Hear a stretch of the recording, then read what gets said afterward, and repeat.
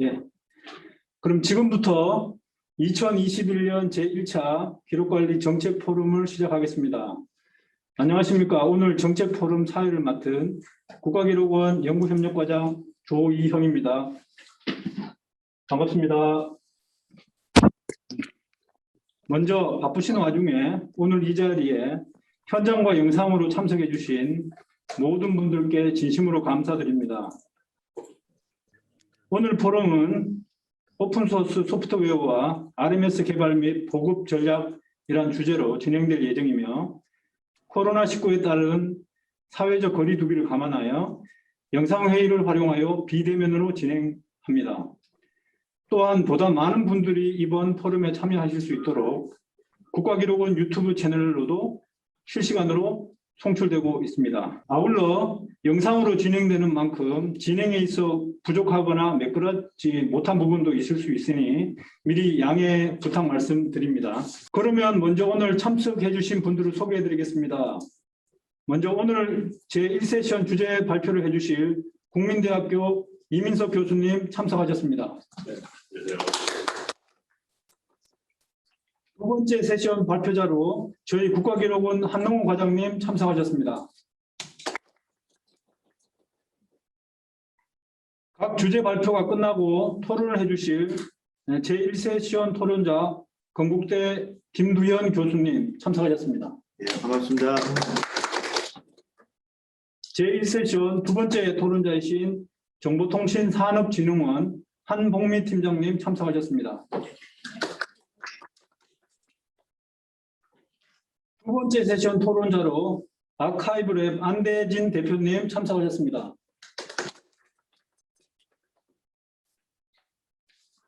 다음으로 오늘 포럼 진행 순서를 간략히 말씀드리겠습니다.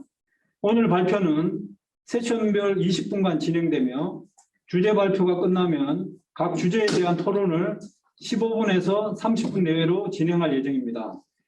이후 참여하신 분들이 주제에 대해 질문을 자유롭게 해주시면 되겠습니다. 그러면 본격적으로 제1차 기록관리 정책 포럼을 진행하도록 하겠습니다.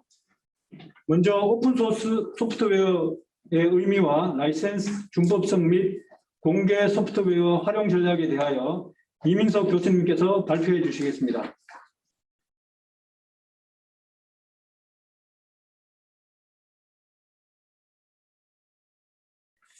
안녕하십니까. 저는 국민대학교 소프트웨어 교수이고 이노베이션 아카데미 학장을 맡고 있는 이민석입니다.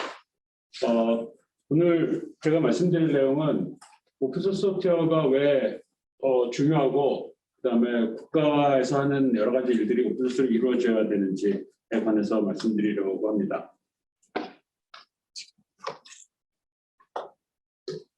코스가 안 가는 것 같은데.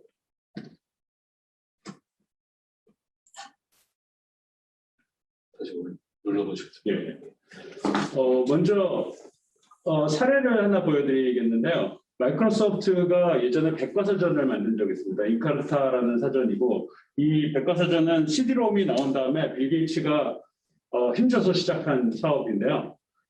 당시에 이제 경쟁사는 브리테니커, 여러분도 아시는 그 브리테니커 백과사전이었고 브리테니커가 1990년에 6억 5천만 불 정도의 매출을 가지고 있는 독보적인 백과사전 회사였습니다. 빌 게이츠는 이제 CD롬이 나온 다음에 CD롬에 멀티미디어 데이터를 다 오디오, 비디오를 넣어서 백과사전을 만들겠다고 이 사업을 시작했는데요. 93년에 그러니까 꽤 오랜 시간을 거쳐서 93년에 첫 번째 버전을 출시를 했습니다. 그리고 2009년에 이제 백과사전의 아티클 수를 6만 2천 개 정도가 된 상태에서 백과사전 사업을 접었습니다. 그리고 브리테니커는 백과사전 만드는 그러니까 오프라인 그러니까 종이서적 만드는 사업을 2012년에 접었고요. 그러니까 마지막으로 나온 그 인카르타 프리미엄 2009년 버전이 저 사진에 있고요. 반면에 같은 백과사전인데 위키피디아가 있습니다. 위키피디아는 2001년에 시작됐고요. 지금은 한국 또 영어 전 세계 국가의 백과사전 시장을 거의 90몇 프로, 거의 100%가량 점유하고 있습니다. 점차 이게 위키피디아가 일반화되면서 위키피디아의 아티클을 쓰고 고치고 하는 기여하는 사람들, 그러니까 우리가 에디터라고 하는 사람들 수가 기하급수적으로 늘다가 지금은 이제 아티클이 많아지면서 이제 조금 잦아들었는데요. 아까 마이크로소프트가 백과사전 사업을 접을 때, 인카르타를 접을 때 위키피디아의 아티클 수가 310만 아티클이었습니다. 우리나라는 위키피디아가 다른 나라에 비해서 상대적으로 조금 지지부진한 상태이고요. 우리나라는 지금 53만 아티클 정도를 가지고 있고 영어권 아티클은 620만 건이 됩니다. 우리나라는 위키피디아 대신에 나무위키라는 게 있습니다. 나무위키는 사실은 이제 백과사전이라기보다는 사람들 각자가 느끼는 이제 정보 모음 뭐 이런 수준인데요. 나무위키가 우리나라는 꽤 흥해가지고 88만 건 정도가 현재 아티클이 유지가 되고 있습니다. 소프트웨어 관점에서는 지금 이제 뭐 전 세계가 AI 때문에 상당히 여러 작전도 고민하고 있고 붐도 일으키고 인력이 모자라다는 얘기도 있고 하는데 2016년에 이세돌하고 알파고하고 바둑 대회가 있었는데요. 이때 이제 아쉽게도 이세돌이 4대1로 졌죠. 그러고 나서 인공지능에 관해서 인공지능 윤리나 또 인공지능이 일자리를 뺏어갈 것인가, 인공지능과 인간과의 관계는 어떨 것인가 이런 얘기가 많이 나왔는데 사실 이제 우리가 주목해야 되는 것 중에 하나는 2015년에 구글이 텐서플로우라는 AI 플랫폼을 공개를 했습니다. 오픈소스로 공개했고요. 그러고 나서 거의 짧은 시간 간격으로 마이크로소프트도 공개를 했고 IBM도 공개했고 삼성도 공개했고 페이스북도 오픈소스 프레임워크로 머신러닝 플랫폼을 공개를 했습니다. 현재로서는 이제 구글의 텐서플로우하고 페이스북의 파이터치라는 게 가장 많이 사용되고 있고요. 지금은 인공지능, 머신러닝에 관련된 모든 그 프레임워크들이 다 오픈소스로 공개돼 있고 인공지능에 관한 많은 논문이 그 아카이브 오픈된 아카이브 사이트에 공개되는 게 일반적입니다. 오픈소스를 하는 게 왜 도움이 될까요? 그 개인한테, 그러니까 오픈소스 프로젝트에 참여하는 개발자 개인한테는 가장 중요한 거는 재미가 있다. 내가 재미로 이런 프로젝트에 참여한다라는 거하고 빨리 어떤 시스템이나 또 고객의 요구나 이런 것들을 배울 수 있다는 점, 경험을 빨리 쌓을 수 있다는 점, 특히 이제 중요한 프로젝트에는 고객이 이미 많이 있기 때문에 큰 고객을 경험할 수 있다는 점이 중요하고 그 다음에 오픈소스 방식으로 커뮤니티에서 어떤 기능을 결정하고 하는 그런 데 참여할 수 있다는 점이 중요합니다. 사실 이제 오픈소스 소프트웨어 프로젝트에 참여하는 게 예전에는 개인이 재미로 하는 이런 경우가 많았는데요. 지금은 거의 모든 회사들이 오픈소스로 프로젝트를 하기 때문에 또 많은 프로젝트들이 처음부터 또는 후에 오픈소스를 지향하기 때문에 이제 재미로 참여한다기보다는 오픈소스 프로젝트에 참여하는 게 직업인 경우가 사실은 훨씬 더 많고 오픈소스라는 것이 혁신을 드라이브하는 가장 중요한 힘이기 때문에 미래의 소프트웨어는 당연히 오픈소스라고 얘기할 수 있습니다. 회사 입장에서는 여러 가지 이유가 있는데 지금 보이시는 그 오픈소스 인 엔터프라이즈라는 책이 그 회사들이 왜 오픈소스를 해야 되고 어떻게 접근해야 되는지를 기술하고 있는 꽤 훌륭한 책이고 지금 이제 나이파에서 오픈소스 가이드를 만들고 있습니다.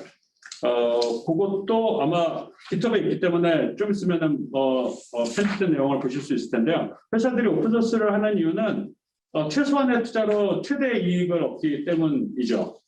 그러니까 같은 프로젝트를 할 때 오픈소스를 하면은 바깥에 있는 리소스를 이용할 수 있고 그 다음에 그 부수적인 거로는 우리 회사가 좋은 회사, 착한 회사로 보이게 되거든요. 그리고 바깥에 있는 훌륭한 개발자들의 도움을 바로 볼 수 있으니까 그 훌륭한 개발자를 리크루트할 가능성도 높아지죠. 그래서 여러 가지 많은 장점을 오픈소스로 누릴 수가 있게 됩니다. 회사들은 지금은 오픈소스를 워낙 많이 사용하고 조사에 따르면은 오픈소스를 사용하는 비율이 뭐 인더스트리마다 되게 다른데 대개는 이제 70% 이상은 대부분 유지하고 있는 것 같아요. 특히 스마트폰이나 이런 데는 거의 90% 이상 오픈소스를 쓴다고 잘 알려져 있습니다. 당연히 이제 오픈소스를 추구하는 회사들의 가치도 올라갑니다. 그 회사의 가치는 뭐 매출도 중요하지만 이 회사가 가진 잠재력을 평가하게 되는데 오픈소스를 추구하는 회사들은 그 잠재력도 높다는 거죠. 그래서 아마존이나 마이크로소프트 같은 회사가 주식값이 꽤 많이 상승을 했고요. 당연히 이제 이 오픈소스만 해서 된 건 아니고 아마존이나 마이크로소프트는 클라우드 비즈니스라기 때문에 그 클라우드 상에서 오픈소스를 진짜 많이 사용하거든요. 그러니까 OS부터 어플리케이션 단까지 오픈소스를 많이 사용하기 때문에 아마존, 마이크로소프트는 오픈소스를 가장 많이 서포트하는 조직이라고 볼 수가 있고요. 상대적으로 오라클은 오픈소스를 사용하지 않은 대부분 소프트웨어인데 그 오라클의 그 주식값을 보면은 상대적으로 좀 지지부진한다는 걸 알 수 있습니다. 오픈소스가 처음에는 커뮤니티 주도로 많이 시작했다가 지금은 재단, 또 컨소시엄 이런 형태로 많이 가고 있습니다. 그러니까 초창기에는 개발자들이 커뮤니티를 만들고 어떤 프로젝트를 주도해서 그 프로젝트가 상업적으로 나중에 이제 사용되고 했었고, 그 다음에 그 오픈소스를 하는 철학적 연합체로서 재단이 존재했었는데요. 그러니까 프리스 파운데이션 같은 사상적 연합체가 있었는데 지금은 회사들이 작정을 하고 재단을 만드는 경우가 많고요. 그 다음에 개발자들이 개발을 한 다음에 커뮤니티에서 성공을 하면 그 다음에 이제 회사나 재단 형태로 만들어서 상업적인 추구를 하는 경우가 많습니다. 이제 최근에 가장 이제 큰 재단들은 이제 클라우드 관련해서 오픈소스 관련한 재단들을 큰 회사들끼리 만들어서 자기네들이 사용하고 그 다음에 그 소스가 아주 잘 유지되도록 하는 것이 보통입니다. 오픈소스를 우리가 두 가지로 정의할 수 있는데 첫 번째 정의는 자유롭게, 이게 이제 프리죠. 자유롭게 열람하고 사용하고 수정할 수 있고 그 다음에 다른 사람한테 배포를 할 수 있는, 이 배포할 수 있는 권한이 상당히 중요한 권한이고요. 이 첫 번째 정의는 라이센스에 의해서 규정이 됩니다. opensource.org에 들어가시면은 그 오픈소스로 인증된 오픈소스 라이센스라고 인증된 라이센스들을 볼 수 있습니다. 지금은 아마 100개가 좀 넘는 걸로 알고 있고요. 두 번째 정의는 이제 오픈소스가 어떻게 개발되느냐에 관련된 것입니다. 그래서 커뮤니티에서 집단 협업 형태로 만들어진 거를 오픈소스라고 합니다. 여기는 이제 그 라이센스가 아니라 절차를 규정하는 거죠. 이 절차의 가장 핵심은 피어 리뷰이고요. 그러니까 코드를 서로 보고 또 어떤 결정을 할 때 충분한 의사소통을 한 다음에 결정을 하기 때문에 비교적 빠르고 올바른 결정, 그다음에 품질이 높은 코드가 만들어집니다. 오픈소스 라이선스는 사실 기본적으로 소프트웨어를 잘 사용하기 위한 문서입니다. 모든 이제 저작권이 그런 거죠. 그리고 이 라이선스는 만든 사람과 사용하는 사람 양쪽이 이제 당사자가 되는데 이들의 경제적 또는 비경제적 이익이 최대가 되는 합의서라고 볼 수 있고, 특히 오픈소스 관련해서는 만든 사람이 이제 자신의 기여를 무상으로 한 거잖아요. 그래서 그 만든 사람의 레pu테이션이나 또 만든 사람이 헌신한 부분에 대한 이의를 그러니까 원본 소스에 관한 오리지널리티를 인정해주는 이런 부분들이 많이 들어있고요. 그 다음에 이제 오픈 소스라는 거에 오픈이 뭘 의미하는지에 관한 철학이 라이센스에 담겨 있습니다. 특히 이제 GPL처럼 프로텍티브한 라이센스인 경우는 이 철학이 상당히 강조되는 영역이고요. 오픈 소스 라이센스는 보통 세 가지로 구분할 수 있는데 퍼미시브한 라이센스하고 그 다음에 프로텍티브한 라이센스 중에 좀 가벼운 거하고 좀 센 거하고 이렇게 세 가지로 나눌 수 있습니다. 요즘 추세는 대부분 라이센스를 퍼미시브한 라이센스로 하자는 거고요. 퍼미시브한 거는 내가 소스를 공개하는데 당신이 가져다 쓰고 네 거는 공개하지 않아도 돼 라고 허용적으로 선언을 하는 겁니다. 그 반대편에 있는 게 이제 strongly protective인데 이쪽은 내 거를 가져다 쓰면은 내 거를 가져다가 고친 부분과 거기에 붙어 있는 당신이 만든 코드들을 다 공개해야 돼. 특히 AGPL이라고 제일 오른쪽에 있는 거는 이거를 배포하지 않고 서버를 운영해도 다 공개해야 돼. 라는 아주 강력한 조건입니다. 요즘에는 회사들이 오픈소스로 프로젝트를 할 때 이 퍼미시브한 라이센스를 사용을 해서 더 많은 조직들이 편하게 내 코드를 가져다 쓰고 나중에 기여를 할 수 있게 하는 것이 보통이죠. 이 퍼미시블 라이센스는 가져다 쓰고 기여를 안 하면 어떡할까에 대한 두려움이 있는데요. 이 자료에 보시면은 오늘 구체적인 설명을 잘 드리진 않겠지만 자료에 보시면 이게 어떻게 동작을 하냐면은 내가 가져다 쓰고 기여를 하지 않으면은 다음번에 다음 버전을 만들 때 예전에 했던 작업을 똑같이 하거나 그 커뮤니티에서 진행된 작업을 내가 다시 만들어야 되거나 하는 일이 발생합니다. 그러니까 이런 일들은 생산성에 도움이 안 되죠. 우리가 기술적인 용어로는 기술 부채라는 용어를 쓰는데 내가 만든 거를 커뮤니티와 같이 품질을 유지하고 그다음에 커뮤니티에서 개선된 거를 나도 그대로 수용할 수 있는 이런 방식이 퍼미시블 라이센스에 내가 기여를 하는 방식입니다. 그래서 대부분 회사들은 오픈소스를 가져다 쓰고 내가 거기에 뭔가 개선을 하면은 당연히 기여를 합니다. 그래야지 내 비용이 줄거든요. 그리고 거기에 참여하는 개발자들도 보람이 있고. 그래서 퍼미시블 라이센스가 시장에서는 강력하게 동작을 합니다. 퍼미시블 라이센스를 안 쓰면은 시장과 내가 유리돼가지고 계속 그 중복 개발과 기술 부채를 쌓아가는 방식으로 일을 하게 되는 거죠. 오픈소스 라이센스가 가진 특별한 문제는 이렇게 정리할 수 있는데 기술적으로 또 법적으로 문제가 있습니다. 소프트웨어 자체가 워낙 항상 버그를 가지고 있거든요. 그래서 품질 보증이라는 이슈와 만든 사람들이 이거를 만들어가지고 기여를 한 부분, 이 부분이 상충될 수 있다는 거고요.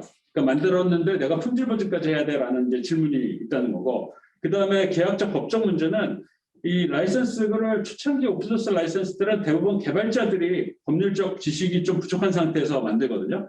그래서 선의로 내 철학을 표현하기 위해서 만든 건데 이게 이제 법적으로 가면은 상당히 이슈가 된다는 거죠.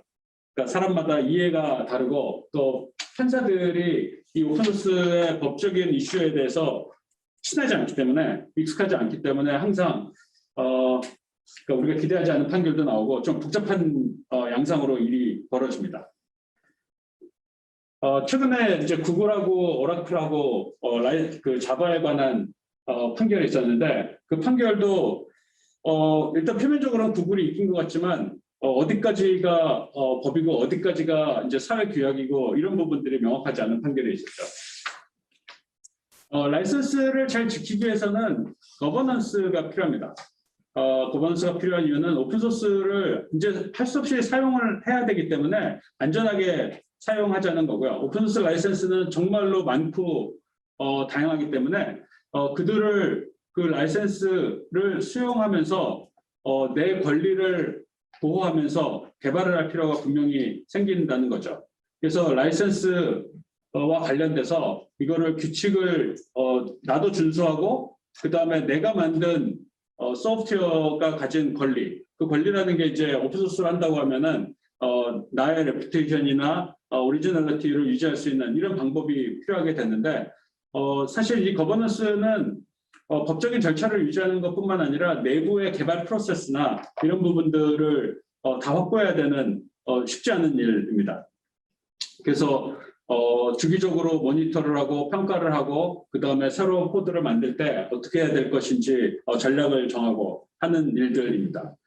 이 거버넌스가 가장 중요하게 생각해야 되는 영역이 라이선스 준법성, 소위 말하는 컴플라이언스를 체크하는 건데 이게 이제 컴플라이언스의 여러 요소가 사용권을 고지했느냐, 내가 이거를 가져다 썼는데 만든 사람을 인정을 했느냐에 관한 것, 그 다음에 여러 가지 저작권 고지 의무, 그 다음에 소스 코드를 공개하고 어떻게 활용할 수 있는지를 명시했는지, 또 오픈소스를 한다는 것은 로열티를 안 받겠다는 걸 의미하고 그 안에 묻어있는 특허를 포기한다는 것을 의미하는데 이제 그런 부분들이 잘 지켜지고 있는지를 적는 것입니다.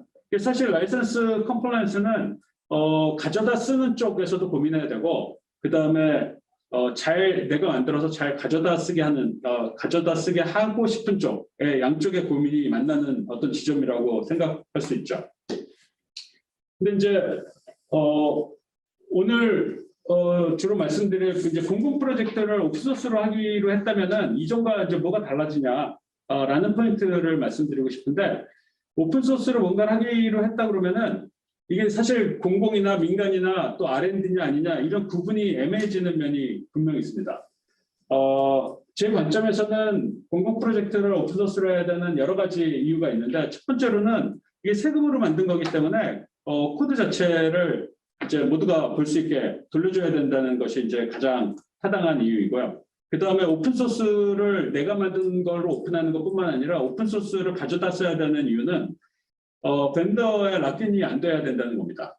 그러니까 실제 어떤 상업적 소스를 가져다 썼을 때 그 상업적인 회사의 유지보수나 기능 개선이나 아니면은 보안이나 여러 가지를 의존하게 되거든요. 그래서 그 의존성을 낮춰야지 내가 빠르게 뭔가 바꿀 수 있고 그 다음에 현실을 빨리 반영할 수 있게 되는 거죠. 그 다음에 오픈소스를 하면은 유지보수 같은 것도 국내에 있는 개발 생태계를 이용할 수가 있죠. 그래서 라이선스료를 없애는 것뿐만 아니라 유지보수를 통해서 일자리를 창출할 수 있고요. 그 다음에 이제 원래 오픈소스가 가진 장점을 누릴 수가 있습니다. 기술 부채에 대한 고민 없이 기술 자산을 쌓고 커뮤니티에서 이루어지는 혁신을 빨리 담을 수 있게 됩니다. 그리고 당연히 오픈소스를 하면은 그 오픈소스를 통해서 이 기술을 사용하는 인더스트리 또 이 기술을 알고 있는 인력들한테도 큰 도움이 되겠습니다. 이전에 이제 오픈소스를 하지 않던 프로젝트하고 오픈소스를 할 때 다른 점은 개발자라는 새로운 고객이 생기고요. 또 오픈소스 산업이라는 이전에 우리가 보지 못했던 어려운 고객이 생깁니다. 이 고객에 접근하는 중요한 방식은 커뮤니티를 잘 만드는 거죠. 커뮤니티 안에는 개발자들이 우선 들어가 있을 거고요. 우리가 만든 오픈소스를 활용하는 소프트웨어 기업들이 있고요. 이 기업들은 우리가 가진 소스에 자기네 기술을 더해서 혁신을 만들어내는 거고요. 그 다음에 우리가 만든 오픈소스를 포함한 소프트웨어를 사용하는 이제 기업들이 생기게 됩니다. 그러니까 이런 세 축이 모여서 커뮤니티, 사용자, 개발자 커뮤니티를 만들고 이 커뮤니티에 어떻게 우리가 접근하느냐 이게 작전이 필요하게 됩니다. 그리고 오픈소스로 공공 프로젝트를 하게 되면은 오픈소스라는 게 포함되는데 그 오픈소스를 만든 조직이 예를 들어 적극적으로 유지보수를 하고 유료든 무료든 적극적인 유지보수를 하고 관리가 잘 되면은 괜찮은데 그렇지 않은 경우에는 이제 통제가 안 되는 강력한 의리 존재하게 되는 거랑 비슷하게 되는 거죠. 그래서 통제가 되는 유지보수가 잘 되는 오픈소스를 골라서 프로젝트를 진행하는 게 맞는 거고요. 그 다음에 이제 라이선스 이슈도 해결해야 되고, 그 다음에 보안 이슈도 해결해야 됩니다. 오픈소스에 관련해서는 보안 문제가 가장 많이 논의가 되는데, 실제 요즘에는 이제 보안 DB나 이런 것들이 잘 되어 있기 때문에 보안 스캔, 빠른 패치를 통해서 어렵지 않게 해결할 수 있는 것으로 보이고요. 그 다음에 이전에 이제 공공 SI를 했던 방식과 전혀 다른 결과물 형태가 나오기 때문에 계약 관행을 바꿔야 되는 이런 어려움이 생길 걸로 보고 있습니다. 아마 이따 토론에도 조금 나오겠지만 국가적으로는 하모니카나 리눅스 개발하는 프로젝트가 있었고요. 전자정보 표준 프레임워크, 파스타 이런 과제들이 있었는데 기술 개발도 잘 되고 결과물도 좋고 일부 활용도 됐습니다. 근데 전반적으로는 커뮤니티 오픈소스화는 잘 안 되고 있는 걸로 저는 파악을 하고 있습니다. 이를 위해서는 커뮤니티 빌딩하는 거, 그다음에 이 프로젝트 결과물을 커뮤니티 확산하기 위한 마케팅 예산 이런 배정이 필요하다고 보고 있습니다. 아마 지금 여러 면에서 날파나 다들 노력하고 있고 점차 잘 될 걸로 기대를 하고 있습니다. 요약을 하면은 오픈소스 소프트웨어가 20년 됐다고 얘기를 많이 하거든요. 이거는 이제 오픈소스라는 단어가 사용된 지 20년이 조금 넘었고, 그 다음에 원초적으로 이제 프리 오픈소스라고 하는 거는 거의 30년째 됐는데, 처음에는 왜 이걸 하느냐의 질문이 많았다가 지금은 그런 질문 없어지고 뭘 할 거냐, 또 뭘 할 거냐 해서 어떻게 잘할 거냐라는 이런 식으로 질문이 바뀌어가고 일반화가 됐습니다. 그리고 개발자들이나 커뮤니티 입장에서 보면은 공유해서 처음에는 내 거를 만든 걸 공유하자 이런 거에서 그러면은 크게 잘 되고 있는 것도 새로운 거에 잘 참여하자 이쪽으로 바뀌고 있고, 참여해서 이제 회사들은 적극적으로 오픈소스를 생산하고 그 오픈소스가 가진 혁신을 누리자라는 방식으로 바뀌어가고 있습니다. 공공이든 민간이든 오픈소스를 잘하는 방식이 되려면은 오픈소스 커뮤니티나 오픈소스 프로젝트를 진행하는 전략이 필요하고, 그 다음에 라이선스 관점에서 거버넌스가 반드시 필요하다고 보고 있습니다. 예, 제 발표는 여기서 마치겠습니다. 네, 이민석 교수님 발표 감사드립니다. 그러면은 이어서 발표 주제에 대해서 토론을 시작하겠는데요. 건국대 김두현 교수님하고 정보통신산업진흥원 한봉미 팀장님께서 하시는데 먼저 건국대 김두현 교수님의 토론이 있겠습니다. 네. 저걸 좀 여기서는 바로 붙어 있네요. 네, 알겠습니다. 네, 방금 전에 소개받은 건국대학교 김두현입니다. 저는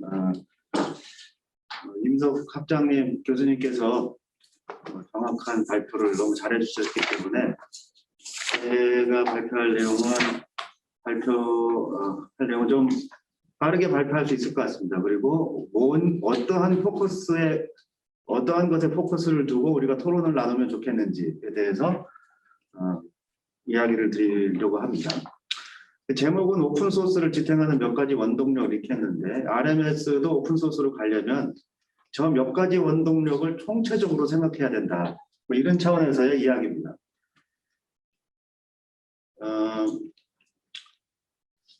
넘어가고요. 뭔가 인사이트를 우리가 좀 갖기 위해서 최근의 성공 사례를 한번 보도록 하겠습니다. 영어로 되어 있지만 자세히 안 봐도 됩니다. 제 말씀을 들으면 되겠는데요. 최근에 4월 19일이면 며칠 전인데요. 저런 기사가 떴어요. 인제뉴이티, 그러니까 지금 오늘까지 화성에서 3차 무인 비행체가 날랐는데, 세 번째 날랐는데, 그 무인 비행체에 들어가 있는 하드웨어는 상용 제품이지만 사실은 소프트웨어는 오픈 소스였다. 그겁니다. 자, 그래서 그걸 보니까 자세히 보니까 총체적으로 보니까 그 오픈 소스에 기여한 사람들이 12,000명이나 되더라. 근데 그 12,000명이 다 모여서 한 게 아니더라. 그 밑줄에 보면은 프로젝트하고 디펜던시라는 얘기가 나오는데 우리가 이제까지 아까 좀 전에 이민석 학장님께서 한 20년의 그 역사를 갖고 있다고 그랬는데 20년 동안 우리 인류가 축적해온 소프트웨어들이 많은 이제 프로젝트와 디펜던시를 갖고 있는데 그것들이 전체적으로 활용돼서 알고 보니까 한 12,000명이 개발한 소프트웨어에 의해서 화성에 있는 인지니어티라는 무인 비행체가 날랐다 이거죠. 그러니까 결국에는 나사가 혼자서 한 게 아니고 전 인류가 이걸 한 거예요. 오픈소스는 이러한 의미가 있다. 그래서 RMS도 이러한 차원에서 접근을 하는 것이 좋지 않겠는가. 국가기록원에서 단순히 정부 주도로 이걸 만드는 것이 아니라 많은 개발자와 이 모든 국민들이 함께 참여해서 만드는 그러한 체제를 갖춰야지만 성공하는 거 아닌가 이런 인사이트를 가질 수 있다는 거고요. 이것을 통해서 가만 보면은 오픈소스가 선사하는 어떤 고유의 가치가 있습니다. 기본적으로 개발의 효율성을 제고할 수 있었죠. 오픈소스니까요. 그다음에 다양한 오픈소스들을 활용했고 생태계도 만들어져 있고 품질도 높아졌고 이러한 가치들이 있는데 이 가치들이 성공적으로 융합됐다는 것을 알 수가 있습니다. 그래서 이러한 가치들이 성공적으로 융합되기 위해서는 어떠한 원동력이 필요한가 이걸 좀 한번 살펴볼 수 있으면 좋겠고 그것에 대해서 토론을 나누면 좋겠는데 그것을 저는 한 여러 가지 있겠지만 5가지만 짚어보려고 합니다. 첫 번째가 다양성입니다. 아까 인지뉴이티만 하더라도 12,000명의 개발자 한꺼번에 모인 게 아니라 많은 시간과 다양한 오픈소스의 개발자들이 개발했던 것이 융합된 거죠. 그래서 여기 보이는 이제 그 마크들은 이 국방에서 사용되는 오픈소스들의 그 로고들입니다. 국방에서도 이렇게 여러 가지가 사용되고 있고 해서 아까 인지니어티도 그랬고요. 그래서 오픈소스의 다양성이라는 것을 최대한 활용하는 것이 하나의 원동력이 된다. 그 말씀을 드리고 싶고 RMS도 그래야 될 것 같다는 거고요. 두 번째는 이제 커뮤니티가 굉장히 중요하다고 말씀하셨는데 커뮤니티. 그래서 그럼 우리나라는 커뮤니티가 잘 되고 있느냐? 해외를 놓고 보면은 뭐 깃허브에 이제 38만 건의 프로젝트들이 있고 한데 국내에서는 커뮤니티가 적은 편이다. 그래서 이렇게 열악한 환경에서 과연 이 오픈소스 커뮤니티를 만들어서 이러한 쪽의 원동력을 만들어낼 수 있을까 하는 것도 하나 이슈인 거죠. 더군다나 이제 외국의 같은 경우는 글로벌 기업, 대기업들이 주도를 많이 하고 있는데 글로벌 대기업만 주도하는 것이 아니라 일반 개발자들도 상당히 많이 참여하고 있거든요.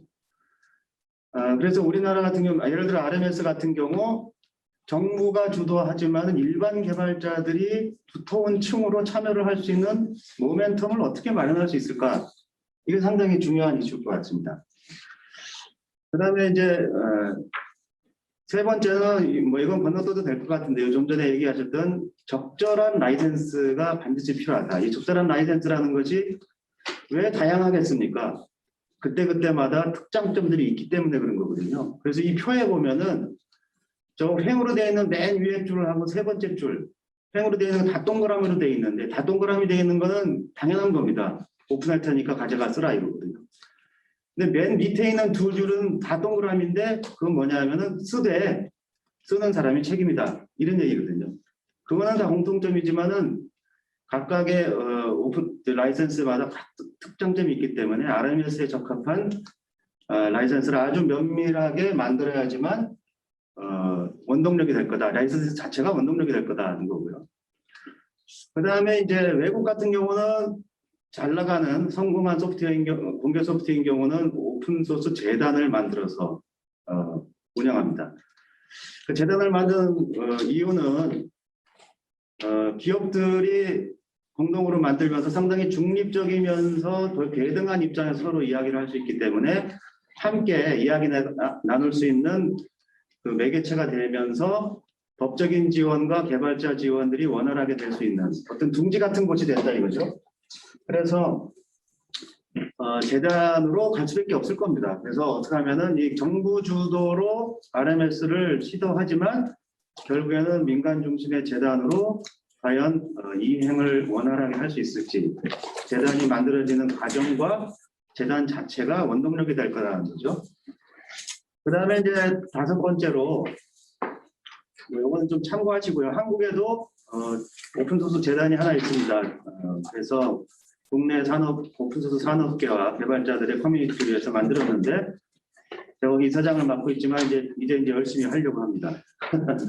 참고해 주시고요.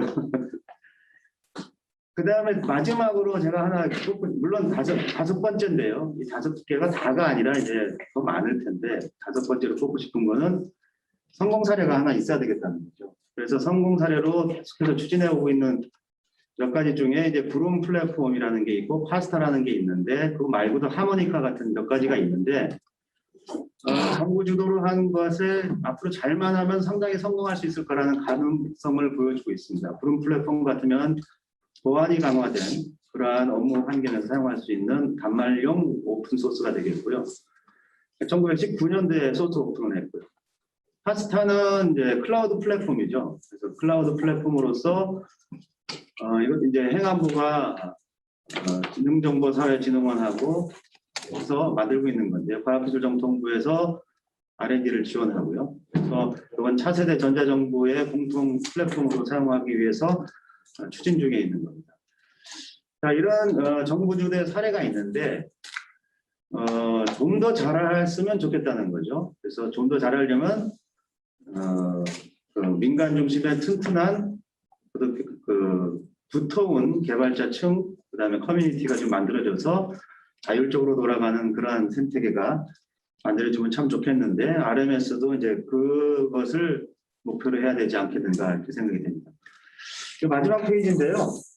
그래서 제가 오늘 말씀드린 것들 몇 가지 원동력이 꼭 필요하다. 몇 가지 원동력이 꼭 필요한데 그 몇 가지 원동력 차원에서 다시 한번 정리해 본 겁니다. 근데 그 몇 가지 원동력을 확보하는 그 이전에 꼭 좀 검토해 봐야 될 것이 첫 번째 겁니다. 국가 기록을 관리하는 특이한 미션이 있는 거죠. 그 특이한 미션하고 오픈소스의 개방성 간의 부합성에 대한 면밀한 검토가 필요하다. 이게 무슨 말씀이냐? 하지 말자는 얘기가 아니고 잘했으면 좋겠다는 건데요. 국가 기록을 관리하는 특이성이라는 것은 상당한 보안성을 갖고 있는 데이터를 다룬다는 건데 그것을 다루는 기술은 오픈소스라는 상당한 개방성을 갖고 있는 것. 그 두 개가 만난다는 거죠. 그래서 상당한 보안성과 상당한 개방성이 언뜻 보면 그게 상극인데 과연 정책적으로 그것이 수용 가능한가, 설득이 되는가. 그것에 대해서 이제 면밀한 검토가 있어야지만 탄력을 받을 수 있겠다 그거고요. 두 번째 큰 꼭지에서는 이겁니다. 이제까지 정부에서 해온 그 다양한 공공 소프트웨어들은 대부분이 정부 주도의 솔루션을 만들어 갖고 그것을 보급하고 관리하는 위주였었는데요. 지금처럼 코드를 공개하고 나면 생태계 주도형이 되는 겁니다. 그러니까 정부 주도형에서 생태계 주도형으로 이것이 넘어간다 이거죠. 그럼 생태계 주도형으로 넘어갔을 때 아까 말씀드린 5개의 원동력, 그 이상의 원동력들이 필요한데 과연 그 원동력들이 총체적으로 마련돼 나갈 수 있을까? 이제 그것이 이제 굉장히 중요하지 않겠느냐. 특히 이제 공공 서비스인 경우는 균일성이 보장돼야 될 겁니다. 균일성. 그래서 다양한 그러니까 생태계 주도형으로 가면 우후죽순처럼 도입을 하다 보면 여기서 도입한 것 저기서 도입한 것이 버전 관리가 잘 안 된다든지 하게 되면 균일성이 훼손될 수가 있죠. 공공 서비스는 균일성이 중요한데 그래서 그 균일성을 유지하기 위해서 가이드라인 제정이라든지 관리 체계를 제대로 갖춰야지만 될 것이다라는 거고요.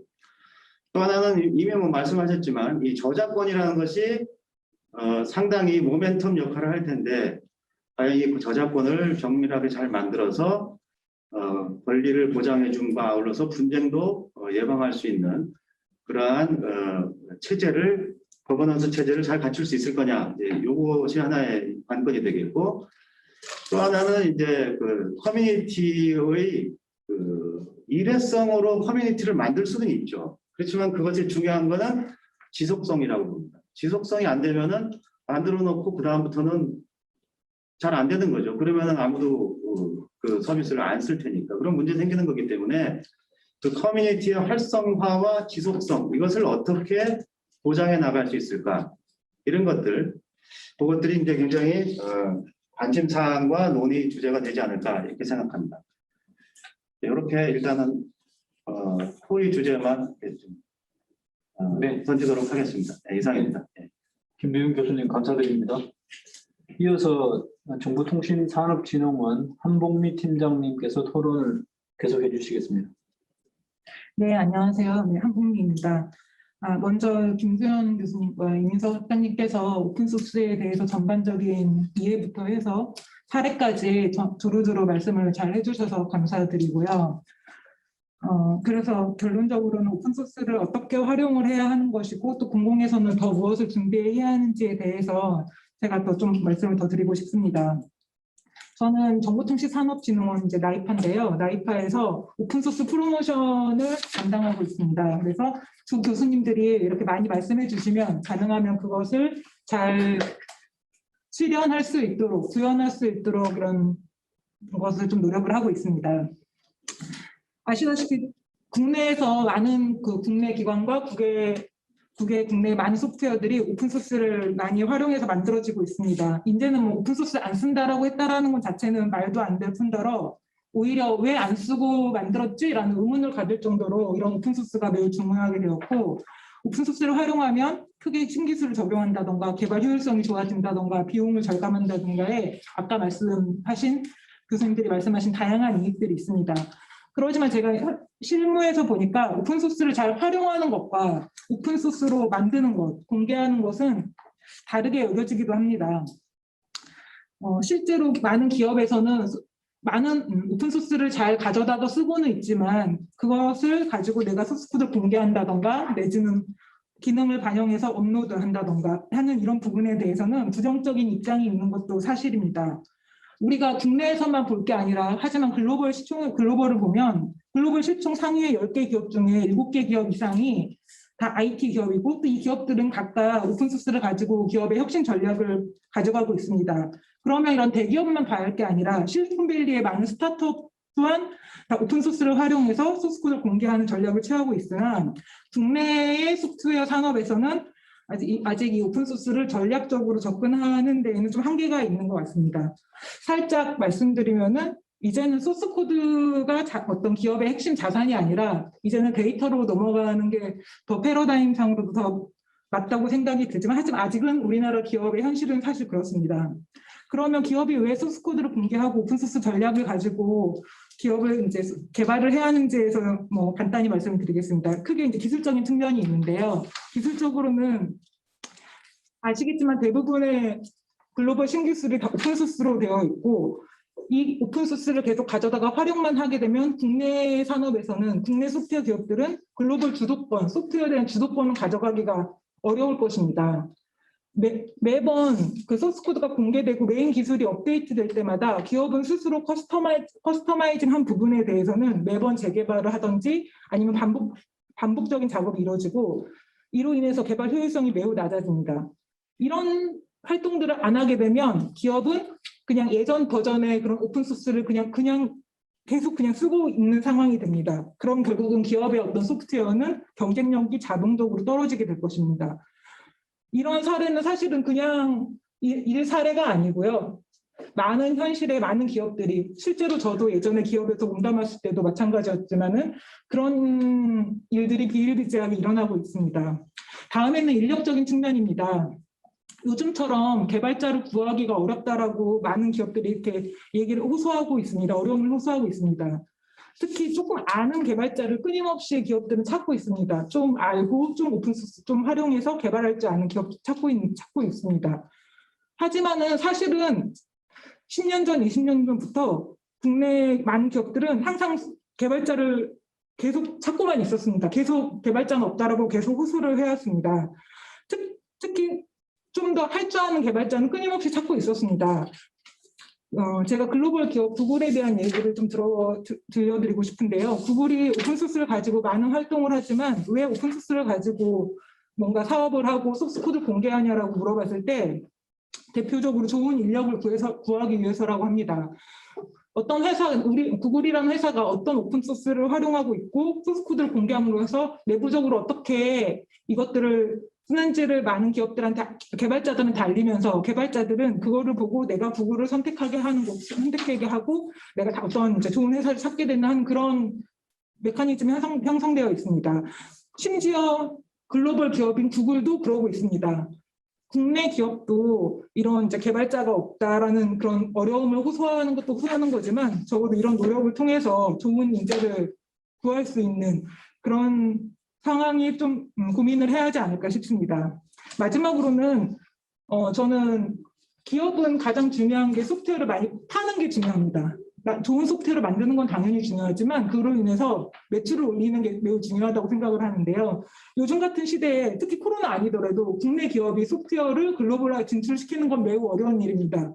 물론 뭐 가까운 동남아에 많이 이렇게 진출도 한다라는 얘기도 있지만 이런 동남아 말고 실제로 선진국에서 선진국 소프트웨어 선진국인 미국 같은 혹은 뭐 유럽 같은데 이렇게 납품을 하거나 이런 실적을 올리기는 매우 어려운 상황입니다. 오픈소스로 소프트웨어를 개발하게 되면은 저절로 사실 이런 마케팅이 되는 상황입니다. 내가 직접 가서 영업 직원이 직접 가서 일일이 발로 뛰어다니지 않아도 저절로 고객이 나의 소프트웨어를 사용해보고 저희 기업한테 연락을 하게 됩니다. 그리고 또한 이런 고객들은 또 훌륭한 테스터가 돼서 실제로 어떤 소프트웨어가 얼마만큼 문제가 있는지 아니면 더 좋은 건지 이런 여러 가지 다양한 테스트를 해주고 또한 이로 인해 사용자가 되고 고객이 되는 걸로 됩니다. 이렇게 소프트웨어의 저변 확대가 되면서 글로벌 진출도 가능한 이런 상황을 가지고 많은 기업들은 오픈소스 전략을 취하고 기업 혁신을 도모하고 있습니다. 자, 그러면 기업은 이러한 이유로 오픈소스를 많이 활용하고 전략적으로 취하고 있는데 그럼 공공 프로젝트는 왜 오픈소스로 개발을 하고 전략을 가져가야 할까요? 원론적으로 오픈소스는 대표적인 공공재라고 생각을 합니다. 국가 예산으로 만들어진 어떤 소프트웨어가 어떤 내용들이 많은 사람들이 활용되고 그로 인해서 다수의 이익이 생기고 그로 인해서 국가의 소프트웨어 경쟁력이 올라간다는 것이 가장 이상적일 거라고 생각을 합니다. 특히 기록물 관리 소프트웨어처럼 다수의 기관에서 사용하면서 비슷한 요구사항에 대해서 개별적으로 개발이 된다면 이 역시 예산 낭비이며 비효율적이라 볼 수도 있습니다. 그럼 그렇다고 해서 중앙의 어떤 기관에서 뭐 국가기록원이든 이런 기관에서 일괄적으로 개발해서 이걸 배포하는 것 또한 각각의 개별 기관의 요구사항을 반영하기 어렵기 때문에 이 또한 매우 불편한 구조가 될 수 있습니다. 이런 지금처럼 특히 개발자의 이직이 빈번한 이 시대의 이 개발 현장에서는 소스코드 공개로 인해서 많은 개발자들이 참여하고 특정 유지관리 기업의 종속으로부터 벗어나고 다양한 기업들이 유지할 수 있는 그런 기회를 마련하는 것이 공공 프로젝트의 오픈소스의 전략이 필요하다라는 그런 중요한 내용 중에 하나라고 생각됩니다. 그리고 오픈소스 라이선스 이슈도 있습니다. 그 오픈소스를 활용하게 되면은 이제 앞에서도 많이 설명해 주셨지만은 준법 의무가 생깁니다. 오픈소스 라이선스는 소스코드의 저작권자가 나의 소스코드를 공개하면서 이것을 해야 할 어떤 것 무엇을 해야 한다고 의무사항을 명시하고 있는 내용인데요. 사실 소스코드의 고지부터 해서 소스코드 공개까지 매우 다양한 라이선스가 존재합니다. 적어도 국가 예산으로 만들어지는 공공 프로젝트라면은 이런 라이선스, 준법에 대한 문제가 발생되면 안 된다고 생각합니다. 이거는 국가의 품격, 도덕성과 관련이 있다고 생각합니다. 개발자나 기업 입장에서 이런 라이선스를 준수하는 게 많이 어려운 일은 아닙니다만 사실은 꼭 체크해야 할 일입니다. 사실 이런 소스코드에 어떤 고지를 한다던가 외부에 오픈한다는 게 기술적으로 어렵지도 않고 하지만은 모르면 못하는 거고 뭐 관리가 되어야 진행될 수 있는 일이라고 생각이 됩니다. 따라서 이 공공 프로젝트에서는 필수적으로 이런 오픈소스에 대한 관리를 꼭 챙겨야 할 부분이라고 생각하고 있습니다. 물론 관리, 제가 지금 말씀드린 관리는 이제 거버넌스라고 표현을 할 수도 있을 것 같습니다. 마지막으로는 오픈소스라는 것이 소스코드만 공개한다고 해서 되는 게 아닙니다. 물론 소스코드가 공개된 것이 오픈소스가 맞으나 소스코드만 공개한다고 해서 모든 문제가 해결되진 않습니다. 저절로 소스코드의 품질이 올라가지도 않고 소스코드를 공개한다고 해서 저절로 개발자들이 알아서 개발에 참여하지도 않고 사용하고 피드백을 주지도 않습니다. 즉 소스코드 공개와 함께 개발자가 같이 참여할 수 있도록 안내하고 설명하고 홍보하고 미덕하고 뭐 세미나하고 홍보하고 이런 다양한 노력들이 필요합니다. 특히 기관과 기업에서는 개발자가 많은 관심을 가질 수 있도록 노력을 아끼지 말아야 합니다. 이러한 활동들을 이제 커뮤니티를 통해서 유지 발전된다고 표현할 수가 있을 것 같습니다. 공공 프로젝트는 이러한 커뮤니티 활동을 정부 예산으로 이렇게 유지하는 데에는 한계가 있습니다. 예산 지원이 종료되더라도 프로젝트가 유지되려면 소스코드 공개 시점부터 건강한 커뮤니티가 형성되고 활성화될 수 있도록 처음부터 자생력을 가질 수 있도록 준비를 하는 게 매우 중요하다고 생각이 듭니다. 저희 정보통신산업진흥원 나이파에서는 과기정통부랑 해서 국내에서 이제 유일하게 유일하지 않지만 오픈소스 프로젝트에 대해서 프로모션을 진행하고 있는데요. 특히 이제 이러한 이유는 사실은 국내 소프트웨어 산업 경쟁력을 제고하기 위해서 강화하기 위해서 이제 다양한 활동들을 하고 있습니다.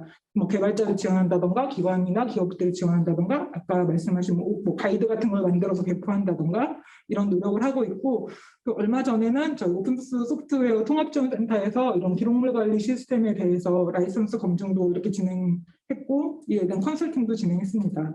그 라이선스 검증 얘기가 나와서 이제 말씀을 드리면 RMS 같은 경우는 이제 현재는 이제 GPL 소스 코드가 약간 섞여 있어서 이 오픈 소스 코드를 배포하기 이제 오픈하기 위해서는 이런 GPL 소스 코드를 뭐 변환을 한다던가 등등의 이제 약간의 재개발이나 이런 부분들도 좀 필요할 수도 있을 것 같습니다. 하여튼 현재 상황에서는 일단 라이선스 이슈가 있는 걸로 일단 파악을 하고 있습니다. 이미 오래전에 이제 RMS가 이미 오래전에 개발이 됐고 또 이해관계도 매우 많을 거라고 예상을 하고 있습니다. 특히 라이선스로 이슈로 있어서 소스코드도 뭐 재개발이 일부 필요할 수도 있습니다.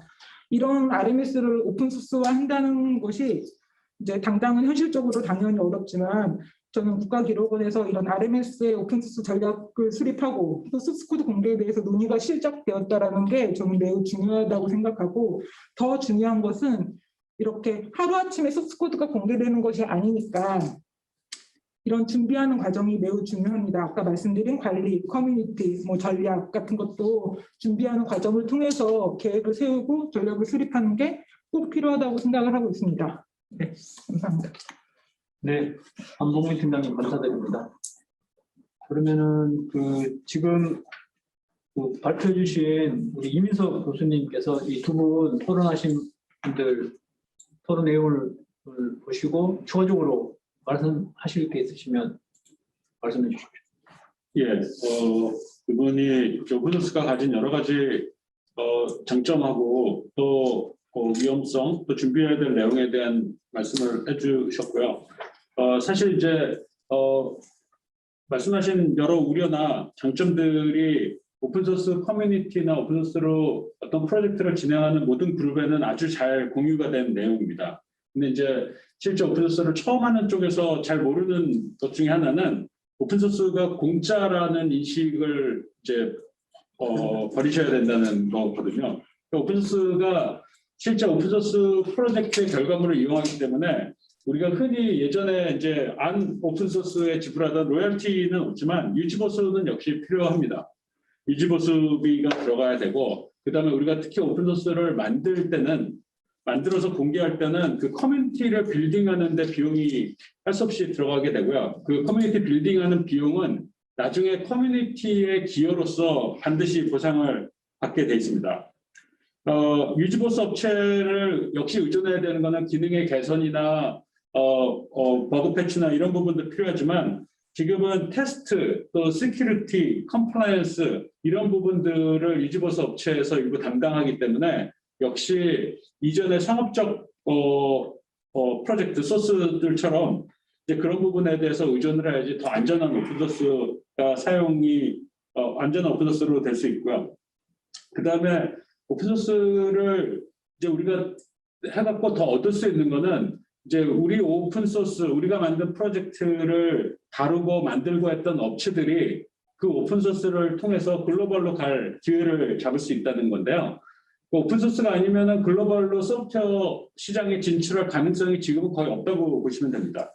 그래서 RMS든 또 국가에서 진행하는 여러 프로젝트를 오픈소스로 하는 순간 우리나라 소프트웨어 업계에 큰 기여를 하게 되는 거고, 그 기여를 하게 될 때 기본적으로 우리가 투자하는 많은 비용들, 오픈소스이기 때문에 더 투자해야 되는 것이 아니라 오픈소스를 활성화하기 위해서 부담해야 되는 여러 가지 비용들이 결국 우리나라 산업에 큰 도움이 된다는 겁니다. 그리고 그게 이제 활성화되면은 그 다음에 이제 개발자 풀이 늘어나가지고 그 오픈소스가 더 안정적으로 더 새로운 기능이나 혁신적인 내용들을 추가할 수 있게 되는 장점이 생깁니다. 그래서 처음에 커뮤니티를 잘 빌딩을 하고 나면은 그 다음부터는 상당히 저절로 잘 굴러간다고 보실 수가 있고, 그 부분에 대해서 투자가 필요한 영역이라고 봅니다.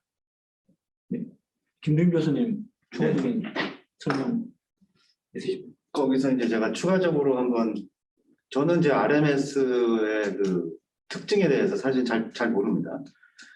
근데 이제 기본적으로 생각할 수 있는 또 질문 중에 하나가, 커뮤니티가 굉장히 중요한데 잘 만들면은 자생력이 생겨갖고 굴러가기 시작한다. 그 다 맞는 얘기인데, RMS인 경우 그 커뮤니티가 잘 굴러가기 위해서는 참여하는 기업들의 수익성이 어느 정도 있어야 돼요. 그래서 이 RMS라는 세계가 오픈소스 갖고 순식간에 자기만의 아이디어를 넣어갖고 좋은 제품을 만들어내는 기업들이 수익을 올릴 수 있는 포인트가 있느냐. 그렇지 않으면 기업들은 잘 안 들어올 거고, 기업들이 잘 안 들어오면 개발자들 잘 안 들어올 거고, 이렇게 되니까 그 부분이 굉장히 중요한 요인이 아닐까 생각이 들어요. 근데 그 부분을 이제 그 부분이 약하다면 예산을 많이 투입해갖고 커뮤니티를 빌드업해갖고 예산 계속 넣으면서 돌릴 수는 있겠지만은 쉽사리 민영화는 쉽지 않을 거다. 지속성을 담보하기는 쉽지 않을 거다. 그래서 그 부분을 굉장히 체크를 해보면 좋지 않을까, 이런 얘기입니다. 저는. 네, 알겠습니다. 한 팀장님 더 추가 말씀 주시죠. 네. 그 다음에 발표하실 그런 자료들을 보니까 이런 지금 현지의 RMS에 대해서 소스 코드를 오픈하더라도 뭐 이제 별로 메리트가 별로 없다라는 얘기도 좀 이렇게 쓰여 있어서 일단은 오픈 소스가 잘 되려면 내지는 커뮤니티가 잘 돼가는 거는 중요한 거는 안에 내용물, 안에 소스 코드가 훌륭해야 합니다.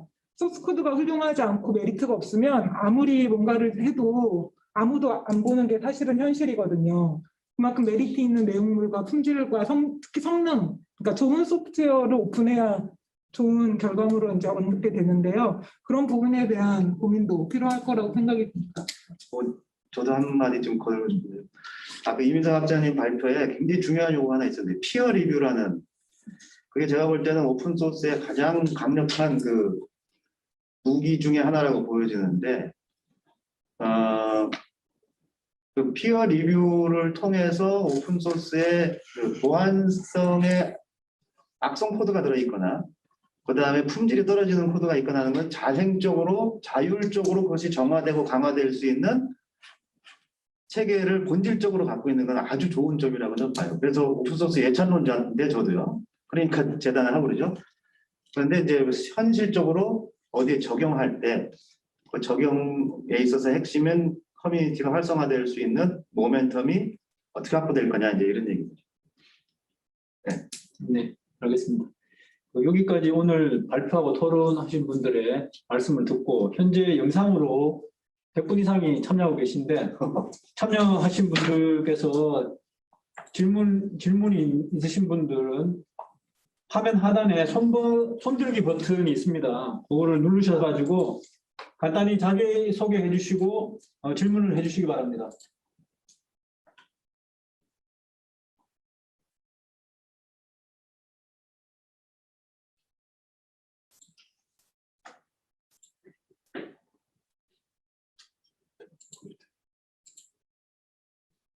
조용하신데.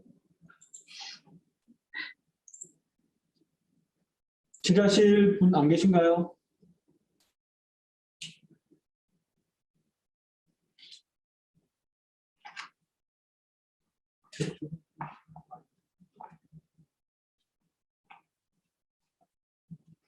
그러면 이 세션 끝나고도 조금 질의를 받을 수 있으니까 잠시 30초 동안 자리를 정비하고. 제가 질문 하나. 예. 네. 질문. 네, 저기 국가기록원의 한노입니다. 아까 발제하신 것 중에 우리가 많이 오해하는 게 있거든요.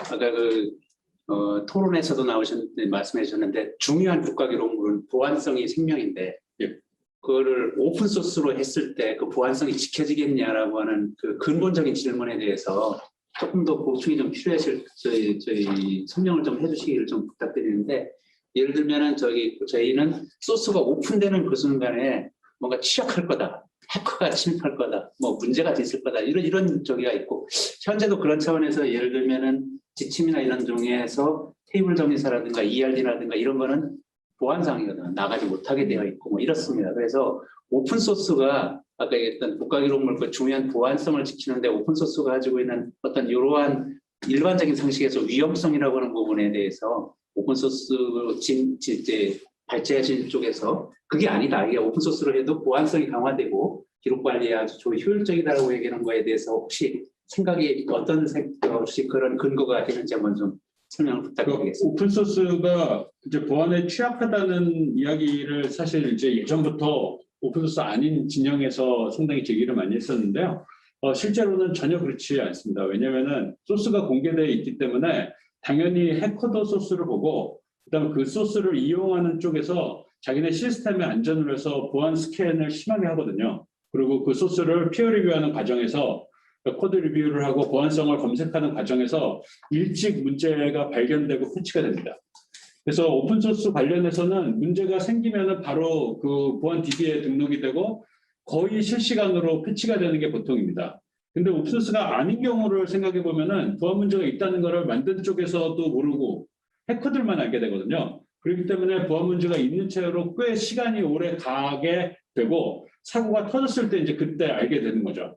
그래서 현실적으로는 소스가 공개돼서 해커도 보는 그런 시점이 짧게 있지만 그 이후에 잠시 후에 보안 패치가 돼서 실제 운영되는 소스 코드는 오픈 소스가 훨씬 더 안전하다고 일반적으로 믿어지고요. 실제 그렇게 운영되고 있습니다. 그리고 하나만 더 시간 괜찮죠? 예, 예. 예. 뭐 절대적으로 맞는 이야기고요. 근데 처음 하는 시점이 있을 거 아닙니까? 그 전에 많은 코드 리뷰하고 테스트 절차를 거쳐야 되죠. 그건 어느 소프트웨어나 마찬가지 거고요. 또 한 가지 정염려가 된다면, 이건 이제 심리적인 문제일 수도 있는데, 정염려가 된다면 소스 코드 가버넌스도 있지만 데이터 가버넌스도 있거든요. 그래서 그러한 제도라는 측면으로 보완을 시킬 수도 있지 않냐, 심리적인 불안감을.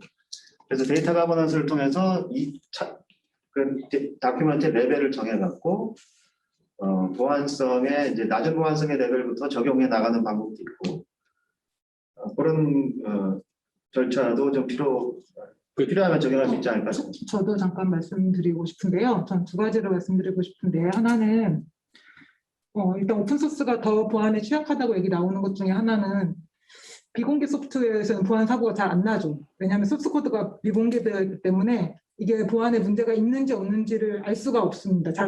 그 자체를 잘 알 수가 없는 상황인 거고, 실질적으로 오픈소스가 그런 비율로 보면, 예를 들면은 그렇기 때문에 그런 이제 오해가 많이 있었다고 생각이 들고요. 두 번째는 데이터와 소스 코드는 명확히 다르거든요. 아까 그 테이블 정의사 같은 것도 오픈하지 않는다고 말씀하셨는데, 당연히 그건 오픈되면 안 되는 거고, 소스 코드에 특정 DB의 어떤 테이블 컬럼 같은 게 하드 코딩 되어 있다는 거는 매우 안 좋은 소스 코드입니다. 그렇게 개발을 하면은 안 되고, 오히려 아까 말씀하신 동료 검토나 그런 과정을 통해서 그렇게 개발자가 혹시라도 잘못하게 개발이 되어 있는 경우는 동료 검토를 통해서 더 빨리 문제를 내부적으로 발견을 할 수 있는 상황이라고 생각이 듭니다. 사실은 동료 검토 같은 게 없으면 개발자가 어떻게 개발했는지 아무도 알 수가 없습니다.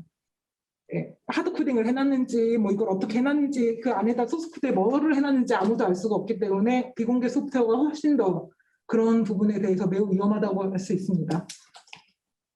네, 감사합니다. 네. 저 질문이 있는데. 저쪽. 저쪽에서. 예, 제가 손들기가 어딘지 몰라서 그냥 직접 손을 들었습니다. 예, 저는 명지대학교의 임진이라고 합니다. 오늘 이제 오픈소스 관련해서 이렇게 국가기록원에서 포럼을 마련해 주시고, 사실 뭐 한 몇 년 전부터 기록관리 시스템, 뭐 표준 RMS도 그렇고, AMS 요즘 이제 지방기록물관리기관이 점차 생기면서 기록원에서 사용해야 할 시스템들에 대해서 오픈소스화해서 뭔가 좀 그동안 기록관리 시스템의 기능에 대해서 좀 아쉬웠던 부분을 좀 이런 방식으로 좀 해소할 수 없을까, 이런 고민이 몇 해 전부터 있어 왔는데, 이렇게 공식적으로 오픈소스 기록관리 시스템이라는 이슈를 가지고 포럼을 열어주셔서 너무 감사하고, 그리고 지금 이제 이민석 교수님 등등 좋은 말씀 많이 해주셔서 기록관리계에 많이 도움이 될 거라고 생각이 되는데요. 저는 두 가지 좀 질문을 좀 드리고 싶은데, 제가 이제 서울시에 한 2년 8개월 정도 근무를 하면서 이렇게 공공기관에서 이렇게 돈을 들여서 뭔가 시스템을 구축하고 이걸 오픈소스화하고 싶다라는 열망은 있으나, 이게 이제 공공조달을 내는 과정에서 지금 이게 구축하는 시스템을 오픈소스화 하겠다라고 하는 거를 어떤 식으로 그 RFP에 담아서 내면 이게 이렇게 성립이 되는 건지를 잘 모르겠더라고요. 그래서 혹시 이런 오픈소스 활성화를 위해서 이제 SC는 선생님들이 토론 자료도 오셨고 한데, 공공조달에서 RFP에 이 구축한 결과물을 오픈소스화 하기 위해서 뭔가를 어떻게 명시해야 되는지에 대한 표준 가이드가 있는지, 뭐 이런 걸 좀 여쭙고 싶고요. 그 두 번째 질문은 어떤 뭐 소프트웨어를 만든 다음에 이제 공공기관에서, 예를 들어 국가기록원에서 만약에 기록관리 시스템을 오픈소스화 한다고 한다면, 아까 이제 계속 강조해 주신 게 커뮤니티 활성화, 유지 뭐 이런 것들을 위해서 뭐 노력이 필요하다 이렇게 말씀을 해주셨는데, 그것을 위해서 만약에 국가기록원이 기록관리 시스템을 오픈소스화 한다면 내부에 조직이 필요할 것 같고, 거기 필요한 어떤 직무가 설계되어야 될 것 같고, 예산 설계도 필요할 것 같아요. 예를 들면 뭐 사이즈마다 다를 것 같긴 한데, 그런 그 서포트하기 위한 어떤 조직, 직무, 이런 거에 대한 어떤 프로토타입이랄까 사례랄까 기준이랄까 뭐 이런 게 좀 있는지 예산은 어떻게 책정하면 되는지 뭐 이런 거에 대한 가이드라인 같은 게 있는지 좀 여쭙고 싶습니다. 이상입니다. 설명을 드릴까요? 네, 저 정보통신진흥원의 한국민인데요. 방금 말씀하신 그런 고민들을 도와드리기 위해서 저희가 이제 이런 센터도 운영을 하고 있고, 정기적으로 이런 공공사업, 정보화 사업 수발주자 대상으로 해서 오픈소스는 어떻게 발주를 내야 하는지, 라이선스는 뭔지 그런 이제 교육들을 정기적으로 진행을 하고는 있습니다. 그래서 이제 많은 분들이 이제 이런 RFP도 어떻게 문구를 넣어야 하는지 그런 것들도 계속 이제 문의 주셔서 컨설팅도 해드리고 있는데요. 따라서 저한테 일단 연락을 해주시면 될 것 같습니다. 다만 조금 더 설명을 드리면 사실은 오픈소스를 아직도 이제 문의 이렇게 생각하고 계신 분이 이제 점점 더 늘어날 것 같긴 한데 아직 그 오픈소스 프로젝트로 공공사업을 해야 하니까 RFP를 어떻게 해야죠라고 문의는 사실은 잘 없었어요. 대부분 거기까지는 진도가 아직 조금 덜 나갔었고 사실은 이제 오픈소스를 가져다가 쓰는데 어떻게 하면은 문제없이 잘 사용할 수 있느냐라는 문의가 좀 많았었고요. 지금 문의 주신 거는 저희도 이제 당연히 이제 가이드나 이런 것들을 만들어서 뭐 교육할 때 사용한다던가 배포한다던가 하여튼 그럴 준비도 하고 그런 고민들 더 해보겠습니다. 네, 그런 사례로 이렇게 연락 주시면은 잘 대응을 하도록 하겠습니다. 네, 네, 감사합니다. 일단은 그 국가 기록물을 도입하는 도입 프로세스에 이게 좀 반영이 돼야 될 것 같아요. 도입 프로세스에. 그건 이제 제가 잘 모르는 부분이지만 하여튼 행안부나 국가기록관리원 차원에서 오픈소스 기반의 솔루션을 도입할 경우 어떻게 RFP를 내고 어떤 절차로 도입을 진행하느냐에 대한 가이드라인이 좀 있어야 될 것 같습니다. 그거는 있어요. 오픈소스를 그러니까 기반의 어떤 프로젝트 말고 오픈소스를 도입할 때 어떻게 해야 하는 것인가는 있는데 지금 이제 문의하신 내용은 제 생각에는 오픈소스 프로젝트를 어떻게 해야 하는지에 대한 문의인 것 같은데 아직 이거에 대한 준비는 사실은 저희가 아직 거기까지는 진도를 못 나가고 있었는데 계기로 해서 그런 것도 좀 고민해 보겠습니다. 네. 네. 좀 전에 김도현 교수님 말씀하신 부분도 사실은 저는 경험을 했던 게 뭐 서울기록원에서 아카이브 시스템 만들면서 그 안에 이렇게 오픈소스 DBMS를 쓰고자 했는데 서울시 같은 경우는 그 데이터 센터에서 거부했습니다. 안 된다. 그러니까 도입 책임자가 상당히 두려운 부분이거든요. 그게. 예. 근데 여러 가지 이유로 안 되는데 하여간 오픈소스는 현재는 안 된다. 그런 부분들을 그러니까 기존의 관행처럼 사실 어떤 근거가 뚜렷하게 있는 것 같지는 않아요. 근데 그런 관행들을 이렇게 바꿔나가지 않으면 원활하게 오픈소스를 활용하는 것도 어렵다. 프로젝트를 해서 오픈소스화하는 건 더더욱 어렵겠. 그건 또 다른 차원의 문제인 것 같고 오픈소스를 활용하는 것 자체도 되게 무척 어렵다 이런 생각이 들어서 그거를 좀 그런 면들도 좀 봐주셨으면 좋겠습니다. 어떻게 하면 바꿔갈 수 있는지. 네. 추가적으로 더 질의사항 있으신 분 있으십니까? 그러면 그 두 번째 세션으로 넘어가고 혹시라도 첫 번째 세션에 질의가 있으신 분은 그 마지막에 다시 할 때 한번 질문을 받겠습니다. 그러면 한 30초 정도 자리를 정비하고 바로 이 세션 시작하겠습니다.